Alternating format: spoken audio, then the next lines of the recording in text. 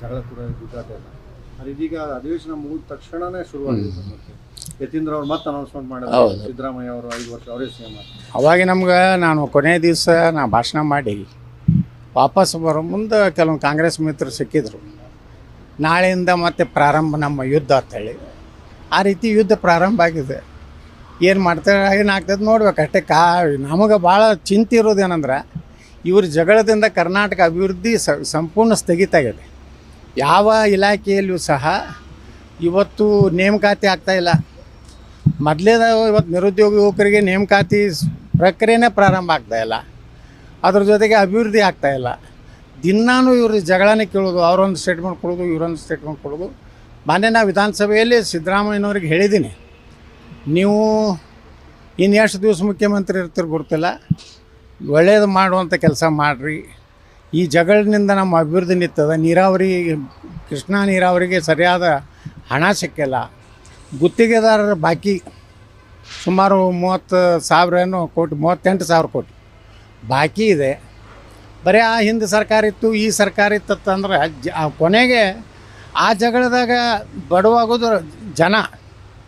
ಅದಕ್ಕೆ ನಿಮ್ಮ ಜಗಳ ಜಲ್ದಿ ಬೇಗ ಮುಗಿಸೋರಿ. ಏನು ನಿರ್ಣಯ ಮಾಡಿರಿ, ಮಾಡೋದಾಗಲಿಕ್ಕಂದ್ರೆ ಕರ್ನಾಟಕ ವಿಧಾನಸಭೆ ವಿಸರ್ಜನೆ ಮಾಡಿರಿ. ಹೊಸದಾಗಿ ಜನಾದೇಶ ಪಡೀರಿ. ನಿಮ್ಮ ಮುಖ್ಯಮಂತ್ರಿಗಳ ಒಂದು ಇದರದಿಂದ ರಾಜ್ಯದ ಅಭಿವೃದ್ಧಿ, ರಾಜ್ಯದ ಯಾವುದೇ ನೋಡಿರಿ ಇವತ್ತು ಎಷ್ಟೋ ಹಗರಣಗಳಾಗ್ಲಕತ್ತವು, ದೊಡ್ಡ ದೊಡ್ಡ ಹಗರಣ ಆಗ್ಲಕತ್ತವು. ಅದು ದುರ್ದೈವ ಅಂದ್ರೆ ಯಾರು ವಿಧಾನಸಭೆಯಲ್ಲಿ ಮಾತಾಡಬೇಕು ಅವರು ಅಟೆಂಡೆಂಟೇ ಇರೋದಿಲ್ಲ. ಧರಣಿ ಮಾಡ್ಲಕತ್ರ ಹೋಗಿ ಅವ್ರ ಜೋಡ ಆಡಳಿತ ಪಕ್ಷ ಮಂತ್ರಿ ಜೋಡ ಹಲ್ಕಿಸಿ ಓದ್ಕೊಂಡಿರ್ತಾರೆ. ಇವ್ರು ಹೆಂಗೆ ವಿರೋಧ ಪಕ್ಷ ಪಾಪ ಅಶೋಕ ಹೋರಾಟ ಮಾಡ್ಲಕತ್ತಾರೆ. ಅಶೋಕನ ಜೋಡಿ ಯಾರೂ ಇಲ್ಲಲ್ಲ.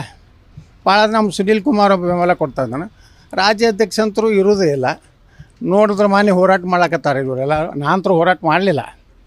ನಾ ಮಾತಾಡಬೇಕಾಗಿತ್ತು ಈ ನರೇಗಾ ಇದ್ರ ಬಗ್ಗೆ ಜನರಿಗೆ ಗುರ್ತಾಗಬೇಕು. ಮೋದಿಯವರು ಏನು ಬದಲಾವಣೆ ಮಾಡಿದ್ರು, ಇದರಿಂದ ಏನು ಲಾಭ ಆಗ್ತದೆ ಅದನ್ನೂ ಹೇಳಬೇಕಲ್ಲ. ಬರೀ ನಾವು ಧರಣಿ ಕೂತೀವಿ, ಭ್ರಷ್ಟಾಚಾರದ್ದು ತಿಮ್ಮಾಪುರ ಮ್ಯಾಗೆ ಇಷ್ಟು ನೀವು ಹೋರಾಟ ಮಾಡ್ಲಕತ್ತೀರಿ. ಡಿ.ಕೆ. ಶಿವಕುಮಾರ್ ಬಂದಾಗ ಯಾಕೆ ಮೌನ ಇತ್ತು BJP? ಏನೂ ಅವ್ರ ಮ್ಯಾಗ ಒಂದು ಪ್ರತಿಭಟನೆ ಮಾಡಲಿಲ್ಲ. ಇದೇ ಲಕ್ಷ್ಮೀ ಹೆಬ್ಬಾಳ್ಕರ್ ಬಗ್ಗೆ ಆಯ್ತಲ್ಲ, 5,000 ಕೋಟಿ ರೂಪಾಯಿ ಅಂತರೂ ಲೆಕ್ಕಕ್ಕೇನೂ ಸಿಕ್ಕಿಲ್ಲ.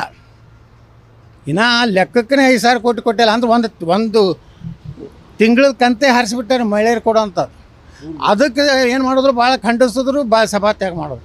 ಆದರೆ ತಿಮ್ಮಾಪುರದ ಬಂದಾಗ ಇದು ಏನಂದ್ರೆ ನಿಮ್ದು ಏನೇನು ರಾಜಕೀಯ ಐತಿ, ನಿಮ್ಮ ಒಳಗೆ ಒಪ್ಪಂದ ಏನದಾವು ಏನಂದ್ರೆ ಡಿ.ಕೆ. ಶಿವಕುಮಾರ್ದು ಬಂದ್ರೆ ನಾವು ಹೋರಾಟ ಮಾಡೋದಿಲ್ಲ, ಲಕ್ಷ್ಮೀ ಹೆಬ್ಬಾಳ್ಕರ್ದು ಬಂದ್ರೆ ಹೋರಾಟ ಮಾಡೋದಿಲ್ಲ, ತಿಮ್ಮಾಪುರದ ಬಂದ ಕೂಡ ನಾವು ಹೋರಾಟ ಮಾಡ್ತೀವಿ, ರಾಜ್ಯಾದ್ಯಂತ ಅಡ್ಡಾಡ್ತೀವಿ. ಅದು ಯಾವುದೋ ಪಾದಯಾತ್ರೆ ಮಾಡಿದ್ರು ಮೈಸೂರಕ್ಕೆ. ವಾಲ್ಮೀಕಿ ಹಗರಣ 184 ಕೋಟಿಯಲ್ಲಿ ಮುಖ್ಯಮಂತ್ರಿಗಳೇ ವಿಧಾನಸಭೆಯಲ್ಲಿ ನನ್ನ ಪ್ರಶ್ನೆಗೆ ಉತ್ತರ ಒಪ್ಕೊಂಡ್ರು. ಯತ್ನಾಳ್ರಿ 184 ಕೋಟಿ ಆಗಿಲ್ಲ, 84 ಕೋಟಿ ಆಗಿ. ಅದಕ್ಕೆ ನಾ ಹೇಳಿದೆ, ಇಷ್ಟು ತಿಂದರು ಅಷ್ಟೇ, ಅಷ್ಟು ತಿಂದರು ಅಷ್ಟೇ ಮುಖ್ಯಮಂತ್ರಿಗಳು. ನೀವು ಬಡವ್ರು ರೊಕ್ಕ ತಿಲ್ಲಕತ್ತೀರಿ, ದಲಿತರು ರೊಕ್ಕ ತಿಲ್ಲ. SC/PD/HP ಬಗ್ಗೆ ಮಾತಾಡೋದಿಲ್ಲ. ಸುಮಾರು 30,000 ಕೋಟಿ ರೂಪಾಯಿ ಇವತ್ತು ಡೈವರ್ಟ್ ಮಾಡ್ಕೊಂಡಾರೆ. ಈಗ ನಾವು ಒಂದು ಮನೆ ವಿಧಾನಸಭೆಯಲ್ಲಿ ಹೇಳಿದೆ, ಮತ್ತು ನೀವು SC/ST ಕಾಳಜಿ ಮಾಡ್ತೀನಿ ಅಂತೀರಿ, ಅವ್ರದ್ದು ರೊಕ್ಕ ತಿತ್ತೀರಿ. ಬರೀ ಮೈನಾರಿಟಿಗಳು ನೀವು ರೊಕ್ಕ ಕೊಡ್ಲಾಕತ್ತೀರಿ. ಇವತ್ತು ಸಾಲ ಮನ್ನಾ ಇದು ಬಡ್ಡಿ ಮನ್ನಾ ಮಾಡ್ಯಾರ. ಅಂದ್ರೆ ಉಳ್ಕಿದ ಬಡವ್ರು ಅಲ್ಲ, ಎಲ್ಲ ಬಡವ್ರದ್ದು ಮನ್ನಾ ಮಾಡಿರಿ. ಆ ಸಾಲ ತೊಗೊಂಡವ ಅವ ಬಡವ ಇದ್ದಂದ್ರೆ ಅವ ಯಾವುದೇ ಜಾತಿಗೆ ಸೇರಿದ್ರೂ ಸಹಿತ ಅವ ಬಡವನೇ. ಅವ್ರಿಗೆಲ್ಲರಿಗೂ ಸಮಾನವಾಗಿ ನೀವು ಜಾತ್ಯತೀತನ ಸಮಾನವಾಗಿ ನೋಡ್ಕೊರಿ. ಒಂದೇ ವರ್ಗಕ್ಕೆ ಮನ್ನಾ ಮಾಡೋದು, ಅದೇ SC/ST ರೊಕ್ಕ ತಿನ್ನೋದು, ಇನ್ನೊಂದು ಹಿಂದುಳಿದ ವರ್ಗದವ್ರದ್ದು ಸಾಲ ಮನ್ನಾ ಮಾಡೋದಿಲ್ಲ. ಈ ಎಲ್ಲ ದ್ವಂದ್ವ ನೀತಿ ಅನ್ನೋದ ಈ ಸರ್ಕಾರದ್ದು ಜನ ಬೇಸರಾಗೈತಿ. ಅದಕ್ಕೆ ನಾ ಇಷ್ಟೇ ಹೇಳ್ತೀನಿ, ನಿಮ್ಗೆ ವಿಫಲರಾಗಿರಿ. ಸಿದ್ದರಾಮಯ್ಯನವ್ರು ಈ ಟರ್ಮ್ ವಿಫಲರಾಗ್ಯಾರ. ಮೊದಲಿನ ಸಿದ್ದರಾಮಯ್ಯ ಇಲ್ಲ ನಾ ಹೇಳೋದಿಲ್ಲ, ಕಾಂಗ್ರೆಸ್ನವ್ರು ಹೇಳಕತ್ತಾರೆ. ಆ ಸಿದ್ದರಾಮಯ್ಯನವರ ಒಂದು ಏನು ಇದು ಇತ್ತು, ಈಗ ಉಳಿದಲ್ಲ. ಯಾಕಂದ್ರೆ ದಿನ ಡಿ.ಕೆ. ಶಿವಕುಮಾರ್ ಕಿರಿಕಿರಿ, ದಿನ ಮೆಂಟಲಿ ಟಾರ್ಚರ್. ಇವತ್ತು ನೋಡಿರಿ ಗುತ್ತಿಗೆದಾರ ಪಾಪ ಅವ್ರು 5 ರೂಪಾಯಿ 10 ರೂಪಾಯಿ ಬಡ್ಡಿ ಅಂತಂದು. ಅದೇ ಹೇಳಿದೆ, ನೀವು ಏನಾರು ಮಾಡಿರಿ, ಆ ಗುತ್ತಿಗೆದಾರ ರೊಕ್ಕ ಕೊಟ್ರೆ, ಅವ್ರು ಕೊಟ್ಟರೆ ಡೆವಲಪ್ಮೆಂಟ್ ಆಗ್ತದೆ ಕರ್ನಾಟಕ.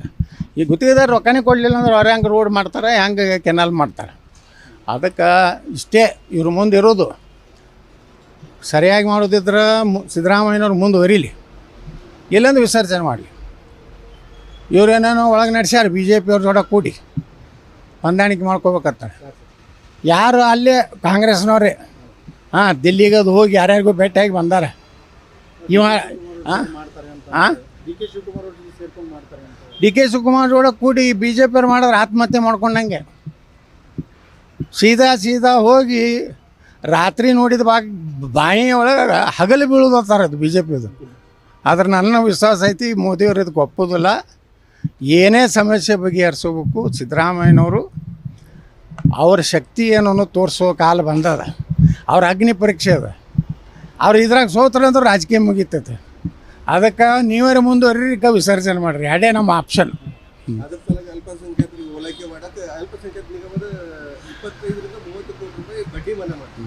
ಅದೇನ ಹೇಳಕತ್ತೀನಲ್ರಿ, ಎಲ್ಲರದು ಮಾಡಿರಿ. SC ST ಕಾರ್ಪೊರೇಷನ್ ಮಾಡಿರಿ, ಹಿಂದುಳಿದ ವರ್ಗದ ಇವು ಏನದಾವಲ್ಲ ಅವರು ಮಾಡಿರಿ. ಬಡವ್ರು ಅಂದ್ರೆ ಬಡವರೇ. ಅದ್ರಾಗ ಏನು ಜಾತಿ ಐತಿ?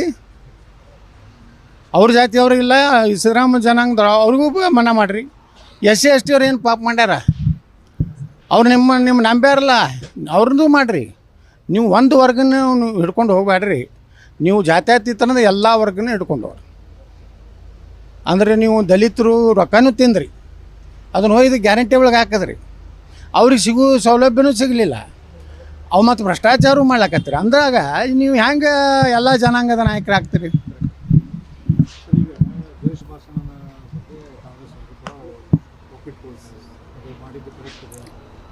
ನೀನು ಮೊನ್ನೆ ಜಿಲ್ಲಾ ಉಸ್ತುವಾರಿ ಸಚಿವ ಎಂ ಬಿ ಪಾಟೀಲ್ ಮಾತಾಡುವಾಗ ಹೇಳಿದ್ರು, ಏನು ದ್ವೇಷ ಭಾಷಣ ನಮ್ಮವರೇ ಇದ್ದಾರೆ, ನಮ್ಮಲ್ಲೇ ಇದ್ದಾರೆ, ನೋಡ್ಬೇಕು ಯಾವ ರೀತಿ ಮಾತಾಡ್ತಾರೆ, ಬಾಯಿ ಬಂದಂಗೆಲ್ಲ ಮಾತಾಡ್ತಾರೆ ಅಂತ ಹೇಳಿ ಪರೋಕ್ಷವಾಗಿ ನಿಮ್ಮ ಬಗ್ಗೆ ಮಾತಾಡಿದ್ರು. ನಾ ಅಪರೋಕ್ಷ ಮಾತಾಡಿದಕ್ಕೆ ಉತ್ತರ ಕೊಡ್ಕೊತ ಹೋಗೋದಿಲ್ಲ. ಅವರು ಒಬ್ಬ ಕಾಂಗ್ರೆಸ್ಸಿನ ಶಾಸಕರು ಅದಾರ ಮತ್ತು ಮಂತ್ರಿ ಅದಾರ.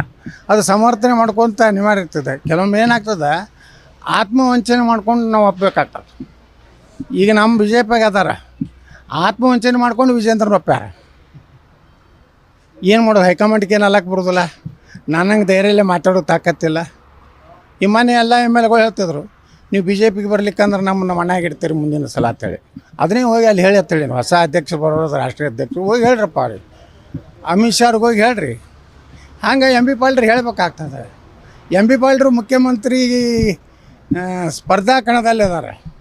ಅವರು ಅತ್ಯಂತ ಸಮರ್ಥವಾಗಿ ಅವ್ರ ಪಕ್ಷ ಮತ್ತು ಸರ್ಕಾರವನ್ನು ಸಮರ್ಥನೆ ಮಾಡ್ಕೊಂಡು ಅವ್ರ ಧರ್ಮ ಅವ್ರ ಕರ್ತವ್ಯ ಮಾಡಕತ್ತಾರೆ.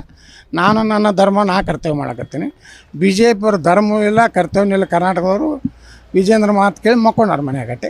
ಈಗ ಅನೇಕ ಬಿಜೆಪಿ ಕಾರ್ಯಕರ್ತರು ಫೇಸ್ಬುಕ್ ಸಮಾಜ ಜಾಲತಾಣಗಳಿಂದ ಪೋಸ್ಟ್ ಮಾಡ್ತಾರೆ, ಯತ್ನಾಳ್ ಅವರು ಬಿಜೆಪಿಗೆ ಹೊಸ ಪಕ್ಷ ಕಟ್ತಾ ಇದ್ದಾರೆ, ಪಕ್ಷ ಕಟ್ಟಬೇಕು, ಕಟ್ಟಿದ್ರೆ ಬಿಜೆಪಿಯವರೇ ಪರೋಕ್ಷವಾಗಿ ನಿಮಗೆಲ್ಲ ಬೆಂಬಲ ಕೂಡ ಹಿಂಗೆ ನಿಂತಿದೆ ಕಾರ್ಯಕರ್ತರು. ನೋಡಿ, 90% ಬಿ ಜೆ ಪಿ ಒಳಗೆ ಇಂಥ ಲೀಡರ್ಗಳು ಬೇಕಾಗಿಲ್ಲ ಅವ್ರಿಗೆ.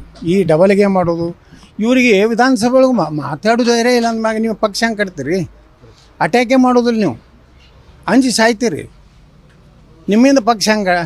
ಈಗ ನನಗೂ ಅವರು ಬೇಕಾದಷ್ಟು ನನ್ನ ಮ್ಯಾಗೂ ತೊಂದರೆ ಮಾಡ್ತಾರೆ. ನಮ್ಮ ಸಕ್ಕರೆ ಕಾರ್ಖಾನೆಗೆ ತೊಂದರೆ ಮಾಡಲಿಲ್ಲ ರೀ, ಅದನ್ನು ಎದುರಿಸಿ ಸುಪ್ರೀಂ ಕೋರ್ಟ್ ಅವರಿಗೆ ಹೋರಾಟ ಮಾಡಿ ನಾನು ಪರ್ಮಿಷನ್ ತಂದೆ. ಅದಕ್ಕೆ ನೀವು ಬಿ ಜೆ ಪಿ ಒಳಗಿರೋರು ಒಂದು ಕುಟುಂಬಕ್ಕೆ ನಿಮ್ಮ ಬಿ ಜೆ ಪಿ ಕರ್ನಾಟಕ ಮಾರ್ಕೋಬೇಡ್ರಿ. ಸ್ವಾಭಿಮಾನದಿಂದ ಬರ್ರಿ. ಈಗ ಸ್ವಲ್ಪ ಸ್ವಾಭಿಮಾನದಿಂದ ಕೆಲವು ಮಂದಿ ಮಾತಾಡಕತ್ತಾರೆ. ಬಿ ಜೆ ಪಿ ಕಾರ್ಯಕರ್ತರು ಅವರು ಹಿಂದುತ್ವ ಇರುವಂಥ ಕಾರ್ಯಕರ್ತರು. ಅವ್ರಿಗೆ ಬೇಕಾಗಿದ್ದು ಸಮಾನತೆ. ನಾವೇನು ಅನ್ಯ ಧರ್ಮೀಯರಿಗೆ ಅನ್ಯಾಯ ಮಾಡಬೇಕು ಅನ್ನೋದಲ್ಲ.